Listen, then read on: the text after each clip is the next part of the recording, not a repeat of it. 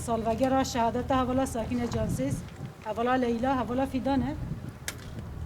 Jberi her tiştî di şahsê her sê hevala da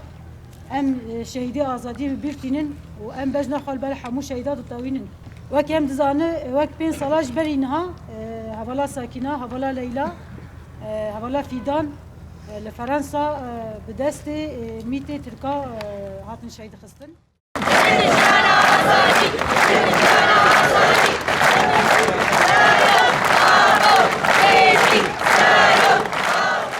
ام جو که سروانی نخیجی